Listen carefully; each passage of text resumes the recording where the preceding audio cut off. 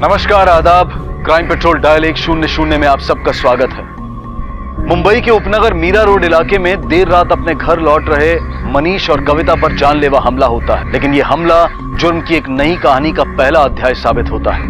आखिर क्या वजह थी इस हमले के पीछे और किसने किया था यह हमला? क्या यह हमला सिर्फ इस जोड़े को कोई सबक सिखाने के लिए किया गया था या फिर कुछ और मंशा थी इस हमले के पीछे? जुर्म की यह दस्तक अपने साथ एक ऐसी आंधी लेकर आई थी जिसमें कई जिंदगियां बर्बाद होने वाली थी। हे भगवान, क्या कर दिया मेरे बेटे के साथ। मैंने तो लाख बार बोला है कि इस तरह देर रात कहीं आना जाना सही नहीं है, लेकिन मेरी सुनता कौन है?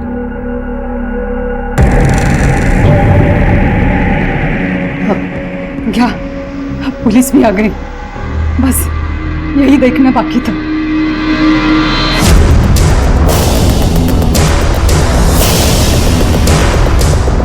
इनकी हालत काफी गंभीर है। अगर ये टाइम पे हॉस्पिटल नहीं पहुंचते तो इनकी जान भी जा सकती थी। आप दोनों को किसी पर शक है?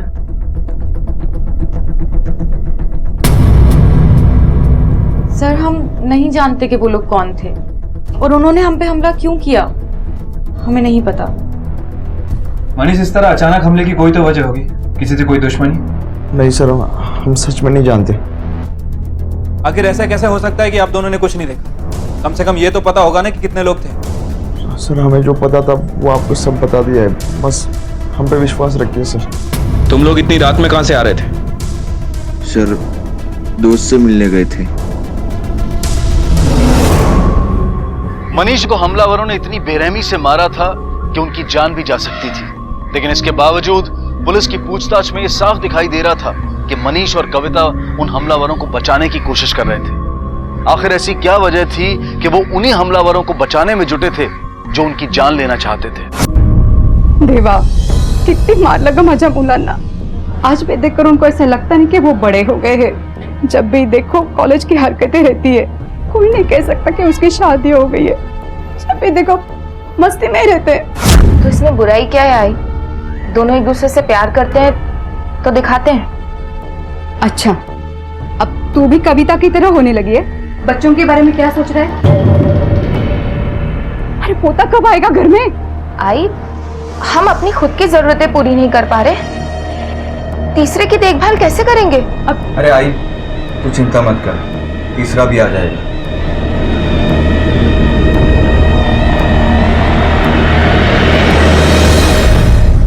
मुझे लग रहा है कि मनीष हमलावर को बचाने की कोशिश कर रहा है, लेकिन वो ऐसा कर क्यों रहा है? सर, हो सकता है कि मनीष हमलावर को अच्छे से जानता हो, शायद इसीलिए उसे बचाने की कोशिश कर रहा है।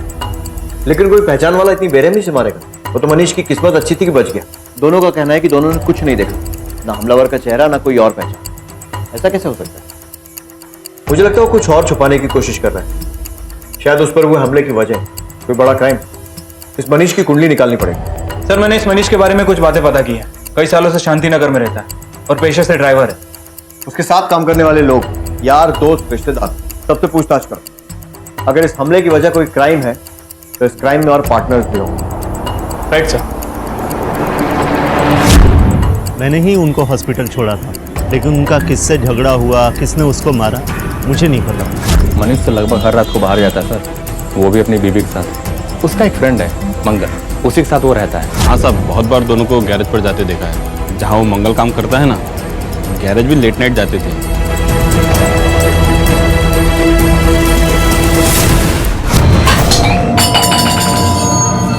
क्या हुआ? वो गलती से गिर गया, मैं उठाती हूँ। तुम सो जाओ।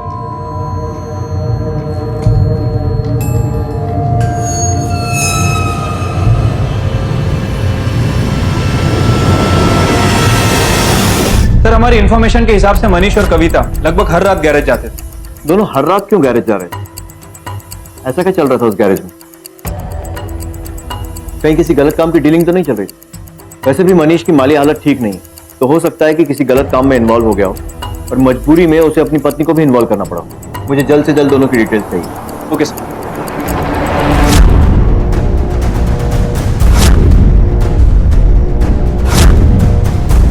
इसको कहीं देखा है? हाँ साहब, ये तो मंगल के दोस्त हैं, आते रहता है कभी कभी यहाँ। कल रात भी आया था ये? कल रात भी आए थे साहब। और ये मनीष ने बोला था कि वो अपने दोस्त के घर था, लेकिन जब पुलिस ने इन्वेस्टिगेशन की तो पता चला कि मनीष गैराज में था। पुलिस को इस बात का आभास हो गया था कि गैराज में कुछ तो गलत हो रहा था, और फिर एक चौंकाने वाली हकीकत उनके सामने आई। आप लोग? मंगल यादव आप ही हैं? जी हाँ। आज से 2 दिन पहले आपके गैरेज में जिसमें मनीष और कविता आए थे, इन दोनों के बारे में कुछ पूछना था आपसे। जी पूछिए। कुछ डिटेल में बता सकते हैं एक्चुअल में क्या हुआ था उस दिन? हम दोस्त लोग मिले थे और पार्टी वार्टी हुई थी, गेट टुगेदर। यहाँ से जाने के बाद ही उन पर अटैक हुआ था, क्या तुम उस वक्त गैरेज में थे? यस सर, मनीष यहाँ डेली आता है, लेकिन उस पर हुए हमले के बारे में मुझे कुछ नहीं पता। ताला खोलो।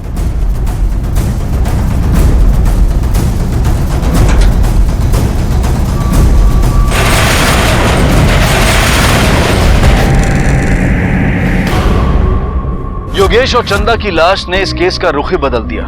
क्या मनीष ने अब तक जो पुलिस को बताया था वो सब सच था? आखिर वो कौन लोग थे जिन्होंने मनीष और कविता पर हमला किया था? क्या वाकई में मनीष उन हमलावरों को नहीं जानता था, या फिर वो जानबूझकर उन्हें बचाने की कोशिश कर रहा था? अगर वो जानबूझकर ऐसा कर रहा था तो ऐसा करने के पीछे उसकी मंशा क्या थी? क्या उन्हीं हमलावरों ने चंदा और योगेश की भी हत्या की थी?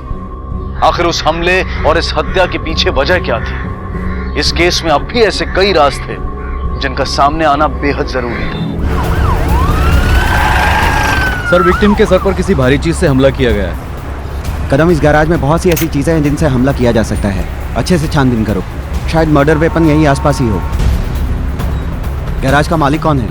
सर, पाटिल साहब। कदम, पाटिल को थाने बुलाओ, बॉडीज को पोस्टमार्टम के लिए भेजो। Right sir. राणे, तुम वहां देखो। रेणुका, इधर देखो।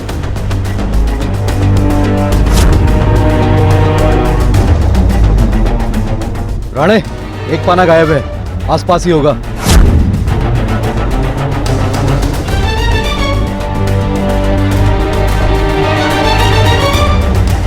राणे, इधर फॉरेंसिक में भेजो।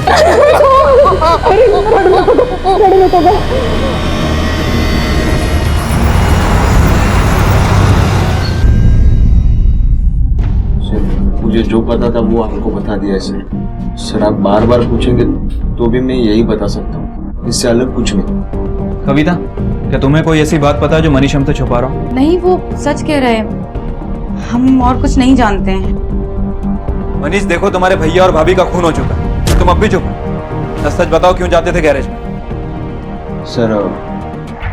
सर एक्चुअली हमारा घर बहुत ही छोटा है सर,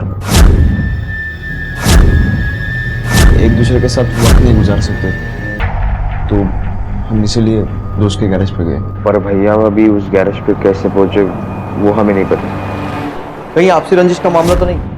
हो सकता है कि किसी बात से गुस्सा होकर योगेश ने मनीष पर हमला किया और बदला लेने के लिए मनीष ने योगेश और उसकी पत्नी को मार दिया। कदम, आस पड़ोस में पता लगाओ ये दोनों भाई मनीष और योगेश, इनके रिलेशन कैसे? Okay sir. कैसी बात करें सर? मनीष भाई और झगड़ा? बहुत ही शांत स्वभाव था उनका। हाँ, अपने भाई से थोड़ा परेशान रहते थे। दोनों में झगड़े भी होते थे। दोनों भाइयों में झगड़े की वजह? योगेश को मनीष और उसकी वाइफ पसंद नहीं थे सर। ठीक है। जब से मनीष की शादी हुई है ना, तब से दोनों भाइयों में काफी झगड़ा होने लगा है। घर को लेकर भी दोनों भाइयों के बीच में कुछ टेंशन था। मनीष तो इस घर को बेचकर नया घर लेना चाहता था, पर योगेश ऐसा नहीं चाहता था। सर, आदमी अगर अपनी बीबी के दिमाग से काम करने लगे ना, तो गाड़ी रोकने के लिए ब्रेक की जगह पैरों का इस्तेमाल करता है, और यही उसके साथ हुआ। वो तो कविता के लिए कुछ भी करने के लिए तैयार था, यहाँ तक कि अपने भाई से लड़ता था, और कविता को एक छोटा का रास नहीं आता था। पंगे तो बहुत होते थे दोनों भाइयों के बीच में, यहाँ तक कि मारपीट भी होती थी, और हमने कई बार देखा भी है। पर उसके लिए मनीष योगेश का मर्डर नहीं कर सकता सर, वो ऐसा लड़का नहीं है सर। Thank you. शायद चंद्रा किसी तरह के प्रोस्टिट्यूशन में इन्वॉल्व थी। हो सकता है योगेश ने उसे फॉलो किया और चंदा की सच्चाई उसके सामने भी आ गई। फिर उसका झगड़ा उस क्लाइंट से हुआ हो जिससे चंदा मिलने गई थी, और बात में बात इतनी बड़ी कि योगेश और चंदा को अपनी जान से हाथ धोना पड़ा। सर, गैराज के मालिक आए। बुलाओ।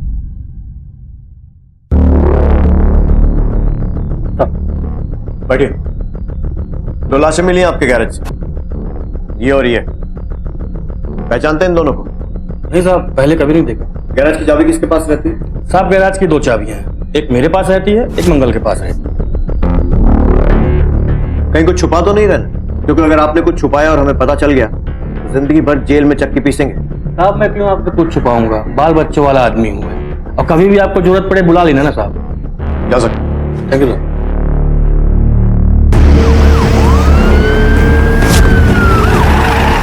घर से निकलने से पहले क्या बोल कर गए थे? हाँ, वो कोई पिक्चर देखने जा रहे थे। बेटे जरा पानी लाओ। जी अंकल।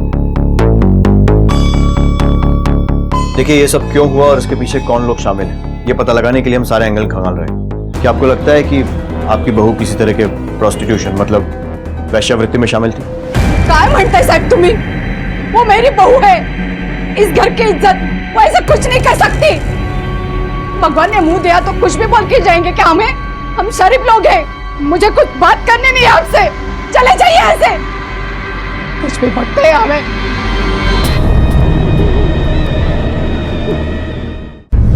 सर ये रहे योगेश और चंदा के कॉल रिकॉर्ड्स और बैंक स्टेटमेंट। सर रिकॉर्ड्स के हिसाब से तो ऐसा लगता है कि ये लोग किसी भी गलत काम में इन्वॉल्व नहीं थे। सर फैमिली में सोर्स ऑफ इनकम योगेश और मनीष की सैलरी है, और सर फोन रिकॉर्ड्स के हिसाब से मोस्टली कॉल्स आसपास के लोगों के और फ्रेंड्स के हैं। अब सर एक ही एंगल है जिस पर हम काम कर सकते हैं। कौन सा? सर मंगल और चंदा ये दोनों लगातार एक दूसरे से फोन पर बात करते थे, लेकिन मंगल ने योगेश से बिल्कुल ना के बराबर बात की। इस मंगल की कॉल रिकॉर्ड निकालो और पता करो कि उस रात ये कहाँ था। Right sir. सब तुम लोगों की वजह से हुआ है। बर्बाद करके रखा है इस घर को, खा गए मेरे बेटे को। ये अगर काय बोलतेस, मैं अपने भाई को क्यों मारूं? तू जास्त बोल नकोस मला। लिए कभी घर की जिम्मेदारी, की चिंता घर की, बस मस्ती मस्ती मस्ती। भाई तू क्या बोल रही है ये? तू माझ्या डोक्यात जाऊ नकोस, जास्त बोल नकोस तू। एक योगेश था जिसे इस घर की चिंता थी, उसे तुम लोगों ने खा लिया। मिली शांति, कलेजा ठंडा हो गया क्या? योगेश जाने रहा, मार लो या लोगों ने। सर हमारा शक सही निकला। लोकेशन डिटेल के हिसाब से मंगल की लोकेशन कत्ल वाली रात गैरेज के आसपास के एरिया में थी। चलो जरा से पूछताछ करते हैं और उसे लेकर आते हैं। Right sir. पूरे घर की तलाशी लो, कोना कोना छान मारो। फोन दे अपना, जल्दी निकाल। साहब मुझे माफ कर दो साहब। मैं सच बोल रहा हूँ, मैंने किसी का खून नहीं किया। मैं बहुत डर गया था साहब, मैं झूठ नहीं बोल रहा हूँ। क्यों, कुछ किया है तूने? नहीं साहब। हरी मिलाए। ये क्या है? सब ये वो, मैं कहीं फंस नहीं जाऊं इसलिए मैंने इन्हें छुपा दिया था साहब, लेकिन मैंने किसी का खून नहीं किया, मैं सच बोल रहा हूँ साहब। सर ये वो सर मारो मत, सर मारो मत, सर मारो मत सर मुझे नहीं पता कि उस पाने पर वो खून कहां से आया। सर हम तो सब अपनी पत्नियों के साथ गैराज में एंजॉय करते थे। हमारे घर बहुत छोटे हैं, इसलिए हम गैराज में डांस और ड्रिंक करते थे। ये कैसी पार्टी थी जिसमें बीवियां घुंघरू पहनकर नाचती थी? सब कुछ तो इतना अच्छा चल रहा है, एंजॉय करना है यार, क्या है? मुझे नहीं पसंद है ये सब, बंद कर दे यार। मनीष तूने ये सब शुरू करवाया और अब कह रहा है कि बंद कर दें। ये सब इतना आसान नहीं है, समझा? धमकी दे रहा है मुझे, धमकी दे रहा है। पाटिल का नंबर है मेरे पास, पाटिल को पता चलेगा ना ये सब कर रहा है तू, नचवा रहा है सब, तो तुझे मुजरा करना पड़ेगा। मैं बताऊंगा सब पाटिल को। तू पाटिल को फोन करेगा? तू जानता नहीं मेरा नाम क्या है? मंगल नाम है मेरा, मंगल। और जो मेरे रास्ते में आता है ना, उसका अमंगल शुरू हो जाता है, समझा? और तू पाटिल को अगर फोन करेगा ना, वो जो तेरी बीवी है ना कविता, जो भी यहाँ मुजरा कर रही थी, उसे मैं कोठे पे मुजरा करवाऊंगा। मनीष चलो चलो।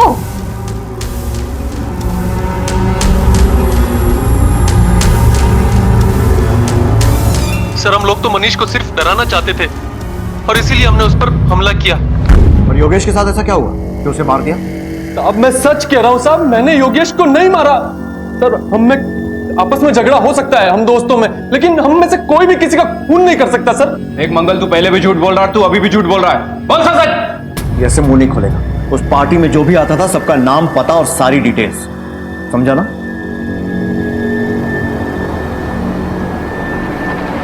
चलो इन सब के घर पे अच्छे से तलाशी लो, सबसे पूछताछ करो।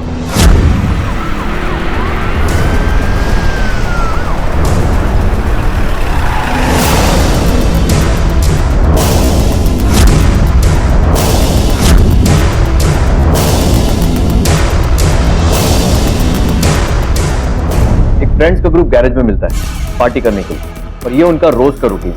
लेकिन योगेश और चंदा उस रात गैरेज में क्या कर रहे थे? क्या वो भी उस ग्रुप का हिस्सा है? और या फिर अगर उनकी अलग से पार्टी चल रही थी तो और कौन कौन इस पार्टी में शामिल थे?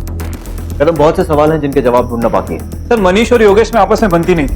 सर थोड़ा मुश्किल लग रहा है कि योगेश और चंदा मनीष के साथ मिलकर पार्टी करते हैं। सोचने वाली बात यह है कि उस परिवार के छोटे लड़के मनीष पर जानलेवा हमला होता है, जिसमें वो बुरी तरह घायल हो जाता है, और मनीष के बड़े भाई योगेश और चंदा की लाश हमें गैरेज में मिलती है। परिवार में आखिर चल क्या रहा है? सर सबके घर में घुंघरूओं का मिलना भी थोड़ा अजीब है। हमने प्रोस्टिट्यूशन का एंगल भी चेक किया, बट कुछ हाथ नहीं लगा।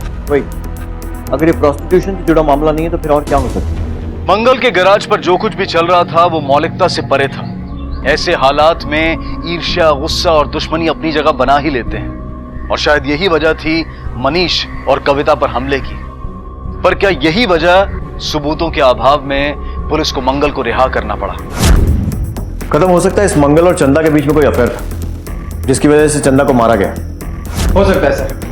मंगल के फोन ट्रायंगुलेशन रिकॉर्ड के हिसाब से इसकी लोकेशन उस रात गैरेज के आसपास ही थी, और सर ये चंदा से लगातार बात भी करता था। और जरूर इस अफेयर की वजह से चंदा और उसके पति में झगड़े भी होते होंगे। चंदा और योगेश की केमिस्ट्री अगर पता चल जाए तो आधा काम आसान हो जाएगा। एक काम करो, घर के आसपास पूछताछ करो, और चंदा की बेटी से भी पूछो, शायद कुछ पता चल सके। शायद उसने अपने माँ बाप को झगड़ते हुए देखा और कभी ये मंगल का नाम सामने आया। एक वही है जो हमें कुछ बता सकती है, क्योंकि घर के बाकी लोगों को तो इस वक्त इज्जत ज्यादा प्यारी होती है। Right sir. गोपी, नीलू, नीलू ने गोपीला पाहिला? गोपी और नीलू को देखा है? नहीं। गोपी,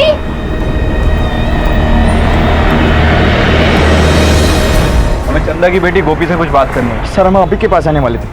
क्यों? नीले और गोपी सुबह से नहीं मिल रही। पूरे एरिया में ढूंढा लेकिन कहीं नहीं मिली वो। सर ये केस तो और सेंसिटिव होता जा रहा है। दोनों ही बच्चियां गायब हैं। घर वालों का कहना है कि किसी ने उन्हें अगवा कर लिया।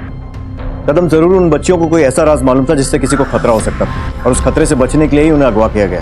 हमें जल्द से जल्द उनका पता लगाना होगा। पता नहीं किस हाल में होगा। सबसे पहले इस चंदा और मंगल के एंगल को क्लियर करते हैं। जरूर कुछ पकड़ा था इन दोनों के बीच, नहीं तो ये मंगल सिर्फ चंदा के टच में क्यों? Right sir.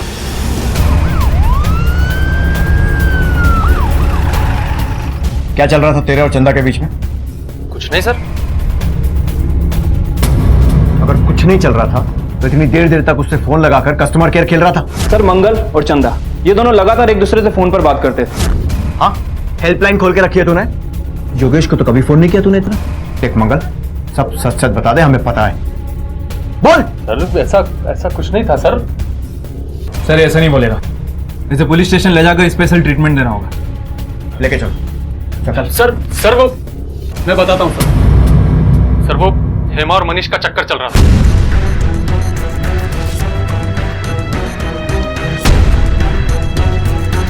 सर वही ने मुझे 2-3 बार समझा कि उससे मत मिल। मैं मान भी गया सर, लेकिन इससे पहले मैं उससे 2-3 बार मिला। उसके साथ 2-3 बार वक्त गुजारा है। कविता सुन मेरी बात। तुम मेरे साथ ऐसा कैसे कर सकते हो मनीष? ये सब करते हुए तुम्हें एक बार भी मेरा ख्याल नहीं आया? माझं खरंच चुकलं, मला माफ कर। मैं ऐसा नहीं करूंगा, कसम से प्लीज। मैं अब तुम पे कभी भरोसा नहीं कर सकती मनीष। मुझे मालूम है मेरी बहुत बड़ी गलती होगी, लेकिन आइंदा से फिर से नहीं होगा, प्लीज। ठीक है, माफ किया, लेकिन मेरी एक शर्त है। कैसी? जिस तरह तुमने किसी और के साथ अफेयर किया है ना, उसी तरह मैं भी मंगल के पास जाऊंगी। फिर तुम भी मुझे माफ कर देना। हाँ?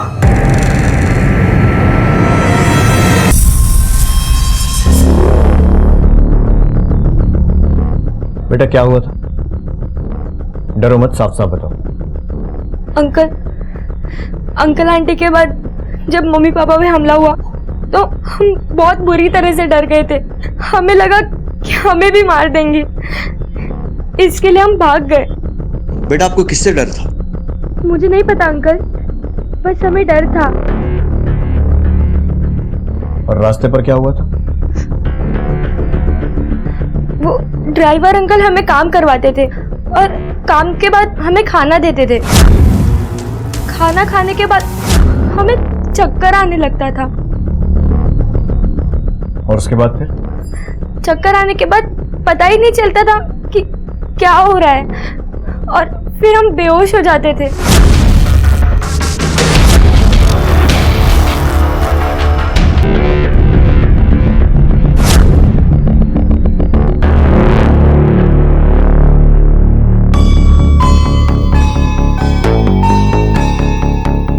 अरे माझी पोर आली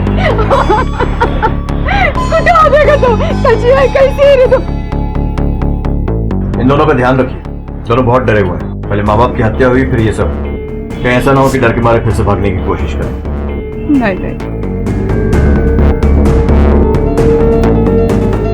बेटा मेरे साथ मंदिर चलोगे?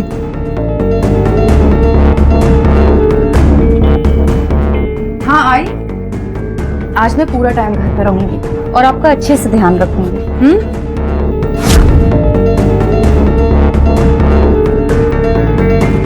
दोनों बच्चों से मिली जानकारी के आधार पर पुलिस ने ड्राइवर का स्केच बनवाया और खबरियों के नेटवर्क के जरिए वो ड्राइवर पकड़ा गया।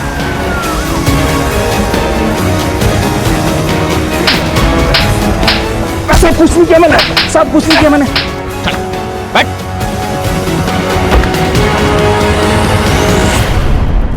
सर, वो ट्रक ड्राइवर पकड़ा गया जिसने दोनों बच्चियों का रेप किया था। कदम, मुझे अभी भी एक बात समझ में नहीं आ रही, ये बच्चियां किस बात से इतना डर गई थी कि अपने ही घर से भाग गई? अंकल आंटी के बाद जब मम्मी पापा पे हमला हुआ तो हम बहुत बुरी तरह से डर गए थे। हमें लगा कि हमें भी मार देंगे, इसके लिए हम भाग गए। सर, ऐसा हो सकता है कि इन दोनों बच्चियों ने योगेश और चंदा का मर्डर होते देख लिया और कातिल को बहुत अच्छी तरह से जानती हो। शायद उसी के डर से घर छोड़ के भाग गई हो। पॉसिबल है। तुम्हारे लिए मैंने कुछ लाया है, बताओ क्या लाया है? जलेबी। लो। चलो अब घर चलते हैं। आखिर क्या रहस्य था कविता, योगेश और चंदा की मौत का? एक ही घर के कई सदस्य मौत के घाट उतर चुके थे। पुलिस की शक की सुई इस कहानी के हर किरदार की तरफ घूम रही थी।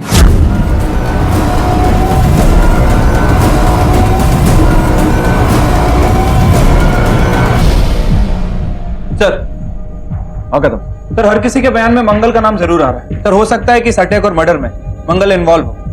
इस मंगल की कुंडली निकलवाओ और अगर जरूरत पड़ी तो उसकी खातिरदारी भी कर। Okay sir. साहब, मनीष ने सबके सामने कविता को मारा था, आप किसी से भी पूछ लीजिए। क्यों मारा था मनीष ने कविता को? साहब, क्योंकि वो मैंने सबके सामने झूठ मूठ कह दिया था कि वो मेरे साथ सोई है। और मनीष के सामने अपनी धाक जमाने के लिए मैंने उससे झूठ बोला। यार अच्छा हुआ जो तूने वो ब्रोकर के ऑफिस में नौकरी कर ली, ये मस्त पार्टी वार्टी तो होने लगी ना यार। हाँ यार, उस दिन जो गैरेज में हुआ था ना, उसके बाद से ऐसा लग रहा था जिंदगी का मजा ही खराब हो गया था। अब लग रहा है रौनक फिर से लौट आई है। और मनीष, सच बोल रहा हूँ यार, क्या मस्त बीवी पाई है तूने। मैं तो एक ही रात में जन्नत जाके आया और तेरा तो रोज का आना जाना होगा। इतना सब होने के बाद भी तुम लोग सुधरे नहीं। गैरेज नहीं तो दूसरे फ्लैट पर मिलते रहे। क्या हुआ था उसका? कविता को थप्पड़ मारा? हाँ सर, मैंने कविता पे हाथ उठाया था, लेकिन सर मैं उसे सॉरी भी बोला। मुझे लगा कि मैंने भी गलती की है उसके साथ, उसका विश्वास तोड़ा है, तो वो कैसे गलत हो सकती है सर? मैं उसे मार नहीं सकता सर, मैं उसे बहुत प्यार करता था। और ये सब जब हुआ तब मैं मंदिर में था बच्चों के साथ। ठीक है, अभी जाने दे रहा हूँ, लेकिन जब बुलाऊं आ जाना।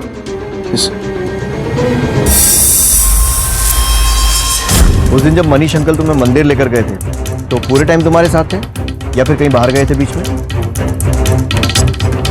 उस दिन तो मनीष काका हमें बाजू वाली आंटी के साथ मंदिर में छोड़कर हमारे लिए जलेबी लेने गए थे। काकी, थोड़ा ध्यान रखना, मैं आता हूँ। पर वो 15-20 मिनट में वापस आ गए थे। सर, मनीष का घर और मंदिर दोनों आसपास ही हैं। और सर, मंदिर से मिठाई की दुकान तकरीबन 5 से 10 मिनट के रास्ते पर है। और सर, बच्चियों के मुताबिक मनीष 15 मिनट में वापस आ गया। सर, कहीं ऐसा तो नहीं कि बच्चियों का टाइम कैलकुलेशन गलत हो? वो 15 मिनट नहीं बल्कि 30 से 40 मिनट बाद वापस आए। और सर, इतना टाइम किसी को मारने के लिए काफी होता है। सर, हो सकता है कि मनीष ने कविता का खून किया। इस मनीष का पूरा घर छान मारो, उठाओ उसे। Right sir.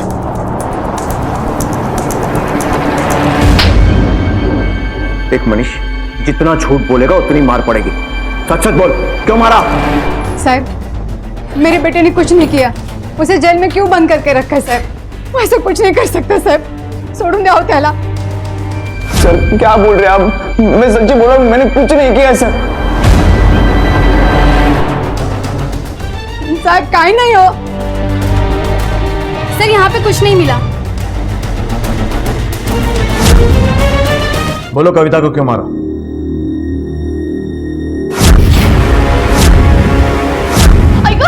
सांगते सांगते सांगते, जब से वो कल हुई इस घर में आई तब से इस घर की शांति भंग हो गई। इस घर को हमेशा वो छोटा ही समझते थे, वो हमसे अलग होना चाहते थे।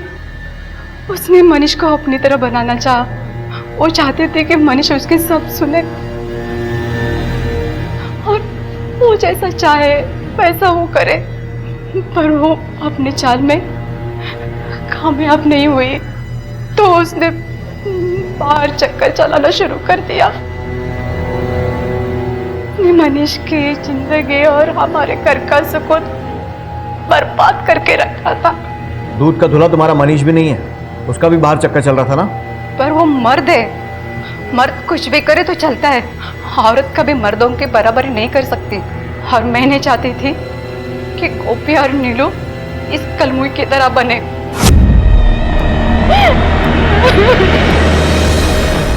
रिश्तों की डोर में अगर दगाबाजी का मांझा हो तो उन रिश्तों में प्यार और सम्मान कभी उड़ान नहीं भरते। अपने रिश्ते में मनीष और कविता दोनों गलत राह पर थे। ये जरूरी नहीं है कि अगर हमारा कोई करीबी गलत राह पर हो तो हम भी उसके पीछे पीछे उसी राह पर अपनी मंजिल ढूंढने निकल पड़े। याद रखें, गलत राह हमें सिर्फ गलत मंजिल तक पहुंचा सकती है। इस केस में इस सवाल का जवाब मिलना अब भी बाकी था कि चंदा और योगेश को किसने और क्यों मारा। सर ये देखिए, ये वीडियो इंटरनेट पे बहुत वायरल हो रहा है। इस वीडियो का सोर्स पता करो, आईटी सेल के साथ वीडियो शेयर करो, पता करो किसने बनाया है और किसने इसे रिलीज किया। Right sir.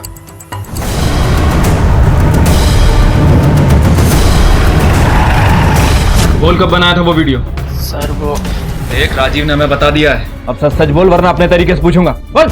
सर वो वीडियो मैंने ही बनाया था, लेकिन उसके दूसरे दिन ही मनीष अंकल के पिटने की खबर की वजह से मैं डर गया और मैं फिर वहां नहीं गया। और किस किस को पता है सीक्रेट डांस के बारे में? सर ये रहे अमित के call details. Sir call details के हिसाब से अमित सच बोल रहा है। सर जिस दिन मनीष पर हमला हुआ उसके एक दिन पहले अमित की लोकेशन गैरेज की थी, और सर उसके बाद वो गैरेज के आसपास भी नहीं गए। कदम गैरेज के आसपास की दुकानों और वहां रहने वाले लोगों से पूछताछ करो। Right sir. और सर एक और इम्पोर्टेंट इन्फॉर्मेशन मिली।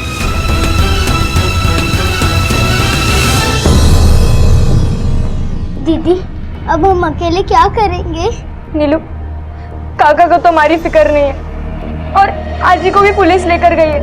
हम ना रात होते यहाँ से कहीं भाग जाएंगे और बहुत दूर चले जाएंगे। मैं तेरा हमेशा ख्याल रखूंगी।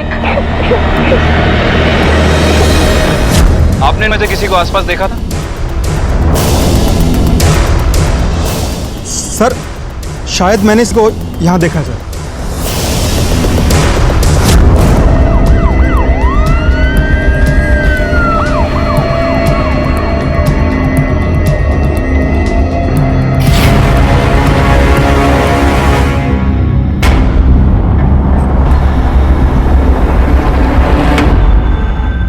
हाँ सर, मैंने ही मारा अपने आई बाबा को।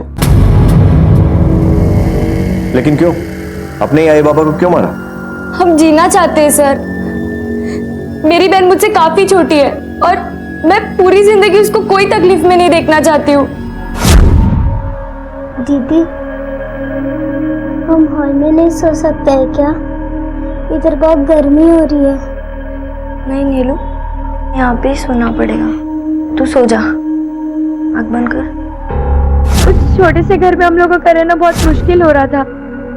ऊपर से आजी को पोता चाहिए था और फिर एक दिन मैंने आई बाबा की बात सुनी। मुझे अपने किए पे कोई पछतावा नहीं है सर। मैंने जो किया मेरे और मेरी बहन के लिए किया है सर।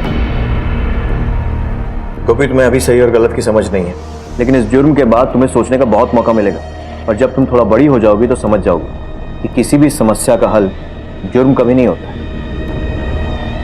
गोपी को 3 सालों के लिए बाल सुधार गृह में रखा गया है, लेकिन सोचने वाली बात यह है कि जो कुछ भी गोपी ने किया उसके लिए वो कितना जिम्मेदार है। क्या ये हमारा फर्ज नहीं बनता कि हम अपने रिश्तों को जिम्मेदारी और ईमानदारी से निभाएं? क्या हमारी जिंदगी में रिश्तों में संवेदनशीलता इतनी कम हो चुकी है? नई सोच के नाम पर हम किसी बुरी चीज को अच्छे और एडवांस सोच का लेबल नहीं लगा सकते। हम सबको इस बात का ख्याल रखना होगा कि जो कुछ भी आज हम बोएंगे कल वही हमें काटना होगा। देखते हैं हमारे आज के एपिसोड की दूसरी कहानी। मुझे पता था एथलेटिक ट्रेनिंग सेंटर में तू अव्वल आएगी। अरे क्या कर रही है, हटना। एथलेटिक सेंटर ने तुझे सेलेक्ट किया है। चलो अब मैं चलती हूँ। मैं चंदा दीदी को खीर देने के लिए जा रही हूँ। तू और तेरी चंदा दीदी, वो तुझे बार बार सुनाती है तो फिर भी उसके पीछे पीछे पीछे पीछे जाती रहती है। मुझे तो नफरत है उसके शैतान बच्चों से भी। वो लोग भी तुझसे नफरत ही करते हैं। और अब ये पीना बंद कर। जाना जा, जा।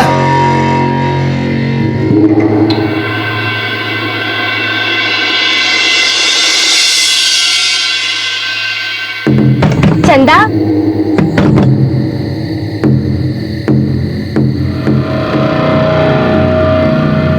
चंदा कहाँ गई है?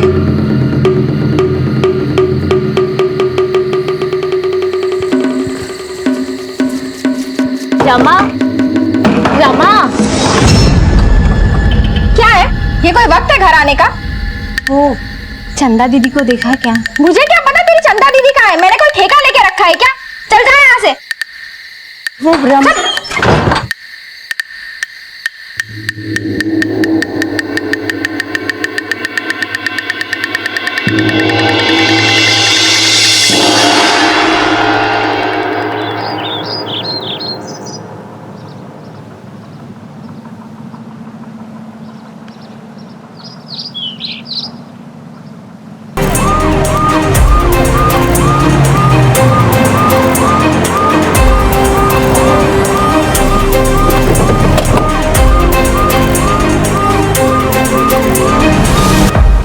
इसका नाम चंदा है? जी साहब।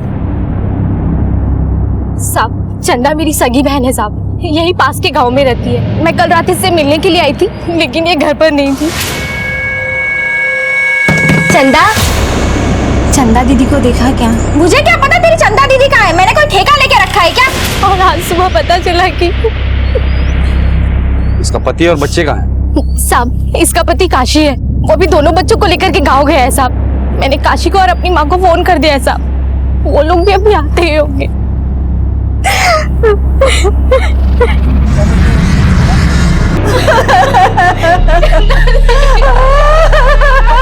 मेरी बेटी ने किसी का क्या बिगाड़ा था?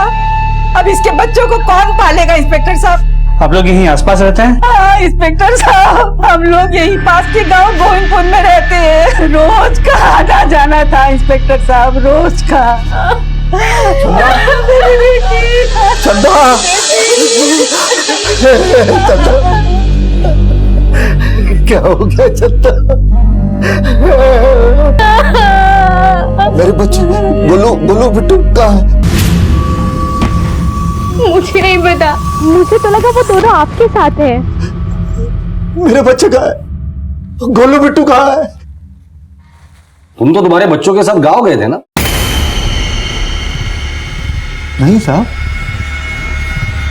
वो हमारे साथ गांव जाने वाले थे, लेकिन ओ चंदा जी, तेरे बच्चों को हम लेके जा रहे हैं।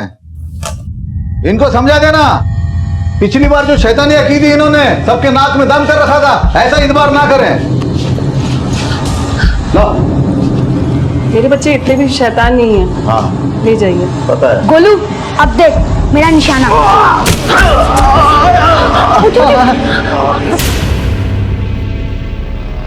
हमारे पैर में बहुत चोट आ गई, तो गुस्से में हमने बच्चों को घर पे छोड़ा और हम गांव चले गए। तुम्हारे पैर में चोट आई थी फिर भी तुम गांव चले गए? हमको पहले लगा मामूली चोट है, तो हमने ध्यान नहीं दिया।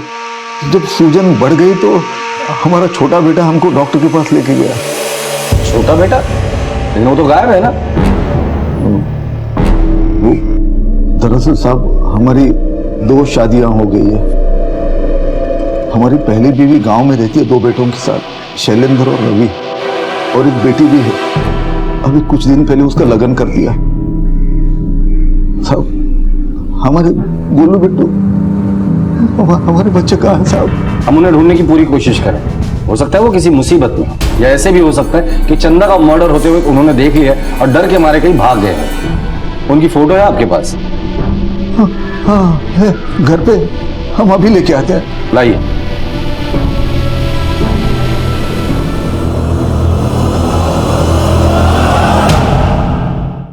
छोटा बेटा, लेकिन वो तो गायब है ना।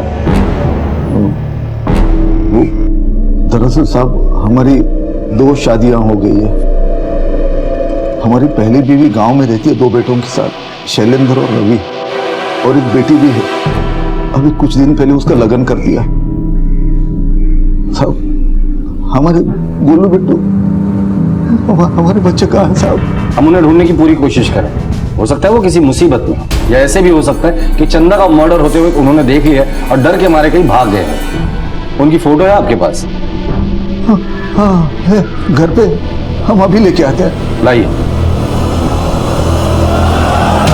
जब एक मां की जान जाती है तो उसके साथ उसके बच्चों की जिंदगी भी खराब हो जाती है, क्योंकि जो प्यार एक मां अपने बच्चों को दे सकती है वो शायद ही कोई और दे सकता है। चंदा मर चुकी थी और अपनी मौत के पीछे वो कई सवाल छोड़ गई थी, और सबसे बड़ा सवाल यह था कि उसके 2 बच्चों का क्या हुआ। फोटोज को सारे पुलिस स्टेशन में सर्कुलेट करो। सर, तुम्हें किसी पे शक, किसी के साथ झगड़ा या मनमुटाव हुआ था? नहीं साहब, हम 2 भी लोग हैं, दिन भर अपने काम में लगे रहते हैं। किसी के साथ झगड़ा करने के लिए हमारे पास तो समय ही नहीं है। चंदा हमारे काम में हमारा हाथ बटाती थी, हमारा किसी से कोई झगड़ा नहीं था, कोई दुश्मनी नहीं थी साहब। लेकिन कुछ दिन पहले हमारा एक आदमी से मनमुटाव हो गया था। कौन है वो? विमल भाई। ये झगड़ा किस बात पे हुआ था? हम आपको बताए थे ना, हमारी पहली शादी से जो हमारी बेटी है उसका लगन था। हमारा हाथ बिल्कुल खाली था, पैसे नहीं थे, तो हमने विमल भाई से कुछ पैसे उधार लिए थे। टाइम पे उसको वापस नहीं कर सके तो रोज आके हमको धमकाता था। पता कर देगा, पैसे कर देगा, कितना टाइम लगेगा? हम दे देंगे आपके पैसे, हम जल्दी ही दे देंगे। देख समझा दे इसे। पता नहीं साहब, लेकिन हम गांव गए थे जानकर वो फिर से आया हो, चंदा के साथ कहां सुनी हो गई हो और उसने चंदा को जान से मार दिया हो। ठीक है, ये सारे पेपर्स कोर्ट में जमा कर देना। हाँ। सर, हमारे कांस्टेबल्स उन बच्चों को गांव के आसपास और धोबी घाट के आसपास सभी जगहों पे ढूंढ रहे हैं। कुछ पता चले तो मुझे इन्फॉर्म कर देना। और ये विमल उठाकर लेकर आना उससे। सर। चंदा को क्यों मारा? कौन चंदा? कौन चंदा? काशी की बीवी चंदा, क्यों मारा उसे? भला मैं उसे क्यों मारूंगा? कल कहाँ था तू? साहब मैं सूद पे पैसे चढ़ाने का काम करता हूँ। शाम को पैसे आए, वो लिए और सीधा ठेके पे चला गया। पूरी रात वहीं पर था साहब। झूठ बोल रहा है तू। चंदा को मारने के बाद तो ठेके पर गया था ना? हेलो, हाँ, वो विमल तुम्हारे ठेके पे आया था? हाँ सर, मेरे ठेके पे आया था। कब तक था वो वहाँ पे? पूरी रात था वो। देख अभी भी वक्त है, सच सच बता दे, वरना बाद में बहुत पछताएगा तू। फिर सच कह रहा है। ठीक है, निकल ले तू, जा।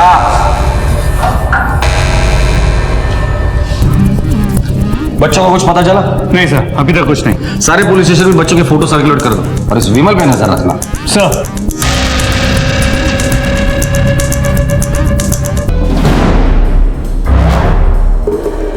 सर, चंदा की पोस्टमार्टम रिपोर्ट, इसके मुताबिक उसकी मौत सर के पीछे चोट लगने की वजह से हुई। हो सकता है कि उसका पैर फिसल गया और सर पत्थरों से टकरा गया, या ये भी हो सकता है कि किसी ने उसे धक्का दे दिया। अगर ये सिर्फ एक्सीडेंट होता तो बच्चे भागे क्यों? सर, इस काशी की एक और फैमिली है। कहीं उसके पहले बीवी ने जलन के मारे चंदा को मरवा तो नहीं दिया? तो हो सकता है कि काशी भी सब में शामिल है। होने को तो कुछ भी हो सकता है, लेकिन असल में क्या हुआ ये बच्चों के जरिए ही पता चल सकता है। तो कहीं उस कातिल ने बच्चों को भी मार दिया हो तो? पुलिस का मन आशंकाओं से भरा हुआ था। पुलिस के पास इस केस में सोचने के लिए तो बहुत कुछ था, लेकिन इस केस को समझने के लिए उन्हें चंदा के 2 बच्चों की जरूरत थी, क्योंकि बिट्टू और गोलू ही सिर्फ ये बता सकते थे कि आखिर चंदा के साथ क्या हुआ था। तुम लोग दोनों आगे चेक करो। सुनिए जी, आप चंदा को जानती हैं? जी। अब आखिरी बार कब मिली थी चंदा से? साहब, हमारी तो बिल्कुल बातचीत ही नहीं होती थी चंदा से। अब क्या बताऊँ साहब, उस चंदा का तो सबके साथ कट चालू रहता था और उसके बच्चों ने तो हमारा जीना हराम कर दिया था।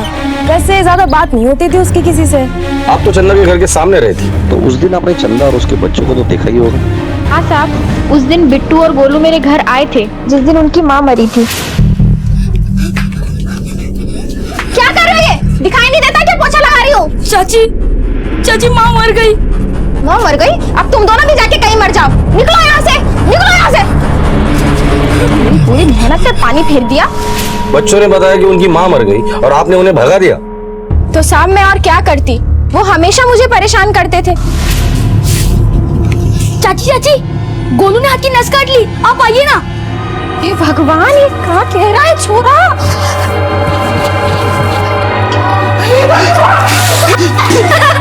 उल्लू बनाया, बड़ा हो जाया। भाग गोलू भाग। साहब वो कहावत है ना, शेर आया, लेकिन जब हकीकत में घटना हुई तो मैंने ध्यान नहीं दिया।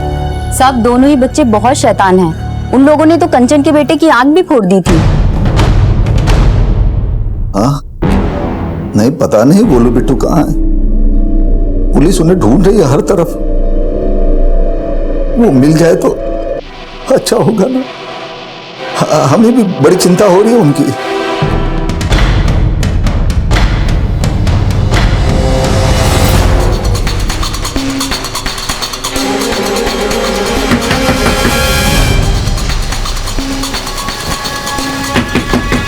साहब घर पे कोई नहीं है, कंचन गांव गई है।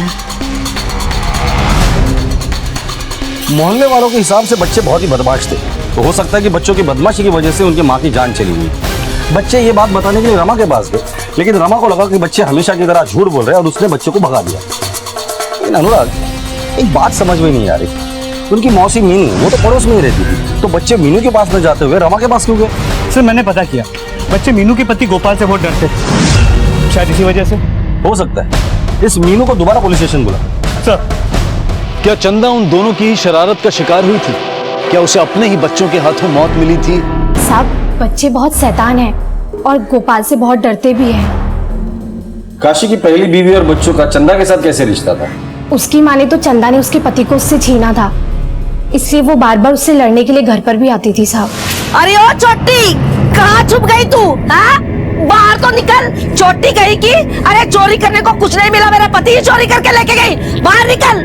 अरे तुझे क्या लगता है रे, मेरे पति ने उसका पाप तेरे पेट में छोड़ दिया तो तू हड़प लेगी मेरे पति को? ओ खबरदार, तुझे जो बात करनी है जाकर अपने आदमी से कर। अगर मेरी बहन के ऊपर आंख उठा के भी देखा ना तो तेरी खैर नहीं। मेरे आदमी का नाम मत ले, समझी? और आंख की क्या बात कर रही है? तेरी बहन ने तो नजर लगाई है मेरे घर को, इसकी तो आंखें निकाल के खोटियां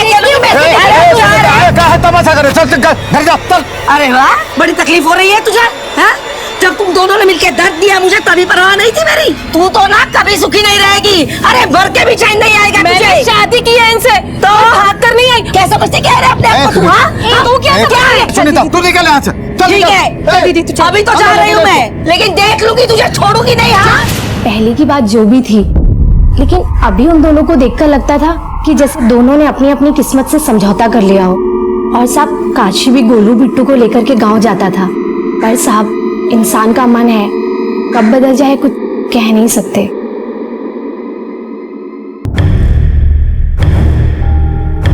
सर, काशी और उसके दोनों बेटों के कॉल रिकॉर्ड्स। सर इनके मोबाइल की लोकेशन के मुताबिक जब चंदा की मौत हुई तब काशी और छोटा बेटा रवि गांव में था और बड़ा बेटा शैलेंद्र शहर में था। शैलेंद्र यहाँ क्या कर रहा था? एक काम करो, शैलेंद्र और उसके बाप काशी दोनों को बुला कर लेकर आओ। सर। हाँ सर, सुनीता और चंदा में बहुत बार झगड़ा हुआ था, लेकिन साहब ये तो बहुत पुरानी बात है। काशी, पुरानी रंजिश को नई साजिश बनते देर नहीं लगती। ऐसा भी तो हो सकता है कि तुम्हारी पहली बीवी सुनीता और उनके बेटों ने मिलकर चंदा को मार डाला और तुमने भी उनका साथ दिया हो। हमने? नहीं साहब। यह है तुम्हारे बेटे शैलेंद्र का कॉल रिकॉर्ड। जिस दिन चंदा की मौत हुई थी शैलेंद्र यहाँ पर था। अब बोल। जी साहब, उस दिन मैं यहाँ अपने दोस्त की बहन की शादी में आया था। नाम क्या है तुम्हारे दोस्त का? सुरेश। जी हाँ सर, शैलेंद्र मेरा दोस्त है और वो मेरी बहन की शादी में आया था। ये रहे शादी में रिकॉर्ड किए फोटोग्राफ्स और सिगरेट, आप इसको चेक कर सकते हैं।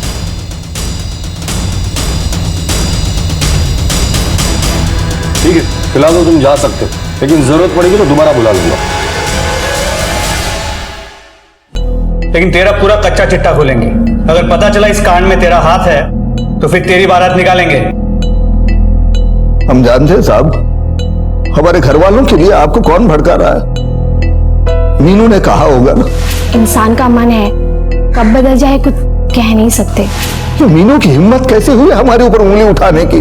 ये मीनू जब देखो पैसा ऐंठने के लिए चंदा से चिपकी रहती थी। जिन दिन चंदा की मौत हुई उस सुबह ये मीनू आई थी चंदा से लड़ाई करने के लिए। तेरे पास सब कुछ है ना दीदी, इसलिए ना तुझे बहुत चर्बी चढ़ी हुई है। तू अपने नसीब का रोना मेरे बच्चे क्यों मर रही है? और तूने उनकी लड़ाई में कुछ नहीं कहा। साहब ये तो उन दोनों का हमेशा का तमाशा था। लड़ती झगड़ती थी, फिर पक्की सहेलियां बन जाती थी कुछ देर में।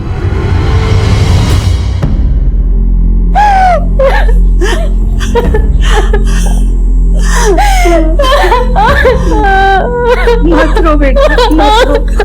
चुप हो जा बेटा। लो गैया हमारी लो गैया। तूने तेरे बहन को मारा है ना? पागल है क्या तू? मैंने कुछ नहीं किया। तू नहीं मारा है तेरी बहन को, मुझे पता है। मैं पुलिस को बता दूंगा कि तूने तेरी बहन को मारा है। मुझे पैसे चाहिए। मेरे पास कोई पैसे नहीं है। ये बाली दे, वरना मैं पुलिस को बता दूंगा। बता, क्या बताना है? कुछ नहीं सर। कुछ नहीं। तू तो घरेलू हिंसा के लिए अंदर जाएगा और तू अपनी बहन की मर्डर के लिए। साहब ले चलो दोनों को। साहब साहब साहब। पुलिस हर सिरे की बारीकी से जांच कर रही थी। दो बच्चों का इस तरह से अपनी मां की मौत के बाद गायब हो जाना पुलिस के सामने कई सवाल खड़े कर रहा था। उनके बारे में मिली जानकारी भी कहीं ना कहीं उनके इस जुर्म में शामिल होने की तरफ इशारा कर रही थी। पुलिस इस केस को हल करने के लिए पूरी मेहनत से लगी हुई थी। तुम चंदा से पैसे मांगती थी और तुम दोनों के बीच झगड़ा भी होता था। हाँ साहब, हम लोग जितना लड़ते थे उतना ही हम दोनों में प्यार भी था। हम एक दूसरे के लिए जान भी दे सकते थे। मेरी बहन थी और बहनों का रिश्ता तो ऐसा ही होता है ना साहब। जिस दिन चंदा का मर्डर हुआ था उस दिन भी तुम दोनों के बीच झगड़ा हुआ था ना? जी साहब। चंदा, तूने मुझे बुलाया क्या? मीनू, मुझे मेरे पैसे वापस चाहिए। मुझे अभी बहुत जरूरत है, इसलिए पैसे दे दो। कहा ना मेरे पास अभी पैसे नहीं है, जब होंगे दे दूंगी। मैं कौन सी कहीं भागी जा रही हूँ? झूठ मत बोल, मैं तेरी बड़ी बहन हूँ। मुझे पता है तुम मुझसे झूठ बोल रही है। मुझे पैसे वापस चाहिए बस। बस साहब, इसी बात के लिए हमारी लड़ाई हुई थी। मेरा पति गोपाल मुझसे सारे पैसे छीनकर दारू में उड़ा देता था और मुझे बार बार पैसे लेने के लिए चंदा दीदी के घर भेजता था। और जब नहीं जाती थी तो मुझे मारता पीटता था। और उस दिन तो सच में मेरे पास पैसे नहीं थे, लेकिन चंदा दीदी मेरी बात पर यकीन करने को तैयार ही नहीं थी। तेरे पास सब कुछ है ना दीदी, इसलिए तेरे पर बहुत चर्बी चढ़ी हुई है। तू अपना नसीब मेरे मत्थे क्यों मर रही है? ठीक है दीदी, आज के बाद मरते मर जाऊंगी, लेकिन तेरी दहलीज पे अपना रोना रोने कभी नहीं आऊंगी। देख लेना तू। मीनू, मीनू, आजकल बहुत तंगी चल रही है, बहुत परेशान हूँ, इसलिए मुंह से निकल गया होगा। रहने दे तू, मुझे तुझसे कोई बात नहीं करनी है। मीनू, लेकिन मुझे तुझसे बात करनी है। मैं तेरी बड़ी बहन हूँ ना, थोड़ा परेशान चल रही हूँ, इसलिए मुंह से निकल गया। मैं अपनी तरफ से पूरी कोशिश करूंगी, जितना जल्दी होगा ना मैं तेरे पैसे दे दूंगी दी। मैंने अपनी बहन से पैसे लिए थे, हम लड़ते भी थे साहब, लेकिन मैं कभी उसका बुरा नहीं चाहूंगी। पता नहीं गोलू बिट्टू कहाँ है, किस हाल में है, मुझे तो बहुत चिंता हो रही है साहब। सर एक मिनट। हेलो, मैं गोविंद नगर पुलिस स्टेशन से अशोक वर्मा बोल रहा हूँ, PSI। सर अभी अभी एक ढाबे वाले ने मेरे पास कंप्लेन की है कि उसे दो बच्चों ने चाकू मार दिया और चोरी करके भाग गए। सर ये वही बच्चे हैं जिसकी फोटो आप लोगों ने भेजी थी। Sir Govind Nagar police station से फोन था। वहाँ एक ढाबे वाले ने बिट्टू और गोलू के खिलाफ रिपोर्ट लिखवाई। तुम दोनों बच्चों ने उस पर हमला किया। क्या? लेकिन बच्चे ऐसा क्यों करेंगे? इसका मतलब अनुराग ये बच्चे वहीं आसपास कहीं होंगे, पता करो। और वो कंचन, उसे भी बुला लो पुलिस स्टेशन। सर साहब, उसने मेरे बेटे की आंख फोड़ दी। मैं मानती हूँ साहब, बच्चे ही शैतानी करते हैं, पर ऐसी कोई शैतानी करता है जिससे आंख फूट जाए? आपने कुछ कहा नहीं? कहा ना साहब, बहुत लड़ाई हुई। तेरे बेटे ने मेरे बेटे की आंख फोड़ी है। कहाँ है वो? बुला उसे बाहर। कंचन, मेरे बेटे को माफ कर दे। मैं तेरे बेटे का सारा इलाज कराऊंगी, सारा पैसा मैं खर्च करूंगी, पर मेरे बेटे को माफ कर दे कंचन। आपने और कुछ नहीं कहा? चंदा ने मेरे बेटे का इलाज कराया और बहुत मिन्नतें की साहब। मैं भी एक माँ हूँ, मैं समझ सकती हूँ, इसलिए मैंने उसे माफ कर दिया। ठीक है, जा सकती है आप। नीलम,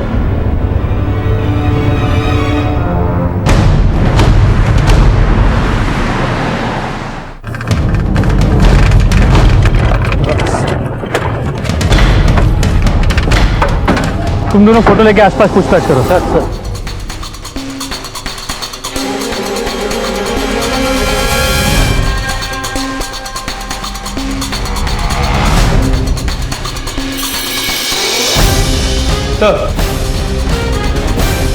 सर ढाबे के आसपास के इलाके को चेक किया, लेकिन दोनों बच्चों का कुछ पता नहीं चला। फिर भी ढूंढते रहूंगा। कॉल रिकॉर्ड के हिसाब से काशी अपने गांव गया था। हम गांव चले गए, लेकिन उसका गांव यहाँ से सिर्फ 1 घंटे की दूरी पर है। वो अपने गांव से यहाँ आकर चंदा को मार के वापस भी जा सकता है। ऐसा भी तो हो सकता है कि सुनीता और उसके बेटे ने मिलकर चंदा को मारा हो। और ये बात काशी को भी पता है, लेकिन उनके गुनाहों पर पर्दा डालने के सिवा उसके पास कोई चारा भी तो नहीं है। सर मीनू और उसका शराबी पति गोपाल, वो भी तो हो सकते हैं। हो सकता है मीनू और चंदा के बीच हमेशा की तरह झगड़ा हो गया और मीनू ने चंदा को धक्का दे दिया। ऐसा भी हो सकता है। मुझे तो लगता है कि सारे लोग इस गुनाह में शामिल है, सब पे नजर रखना है। लेकिन सबसे पहले हमें उन बच्चों को ढूंढना है। और पता लगा उसकी पहली बीवी और बच्चे कहाँ थे उस वक्त। सर आखिर ऐसा क्या हुआ होगा कि गोलू और बिट्टू चंदा को मारकर भाग गए? उनका इस तरह अपने घर से भागना कहीं ना कहीं उनके इस जुर्म में शामिल होने की तरफ इशारा कर रहा था।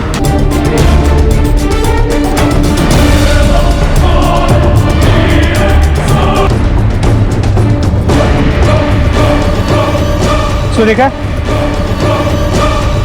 हाँ साहब, ये दोनों पीछे बैठे बच्चे गोविंदपुर जा रहे थे। जान सकता हूँ क्यों? इनकी नानी का घर है वहां पर। बच्चे नानी के घर पे क्यों जा रहे थे?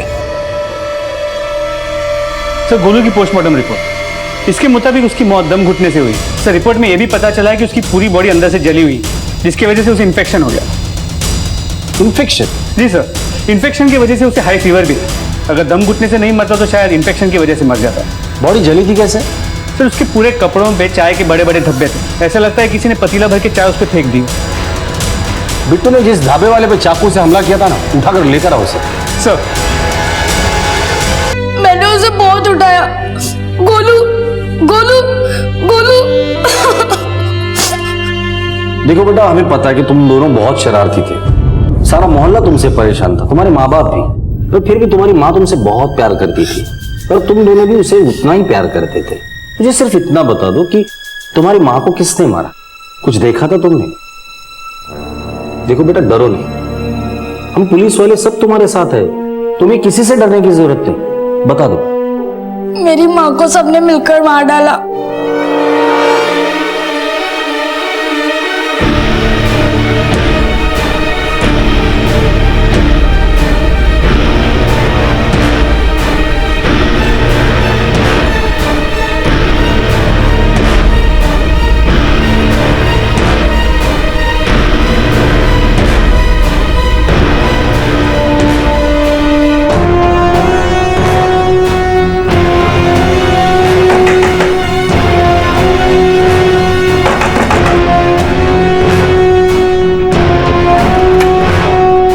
चलो इन्हें। हमने कहा किया साहब? अरे मैंने कुछ नहीं किया मैडम। साहब मेरी बात तो सुना आप। उस रोज शाम में माँ सूखे कपड़े उतारने गई। मुझे उसे मारना नहीं था साहब, मैं बस उन लोगों को गांव से बाहर निकालना चाहती थी। तुम्हारे नफरत और गुस्से ने सिर्फ चंदा की जान नहीं ली, बल्कि गोलू को भी मार डाला है। शर्म आनी चाहिए तुम्हें।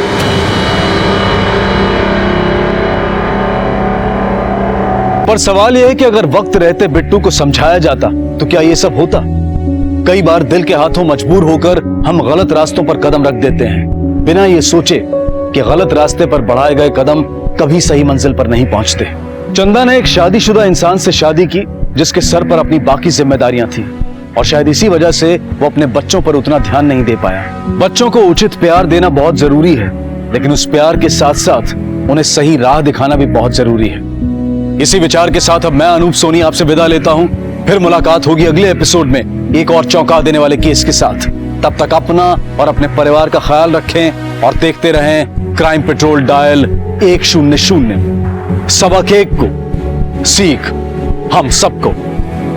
जय हिंद। इस तरह के और भी एपिसोड देखने के लिए हमारे चैनल को सब्सक्राइब करें और बेल आइकन दबाना ना भूलें।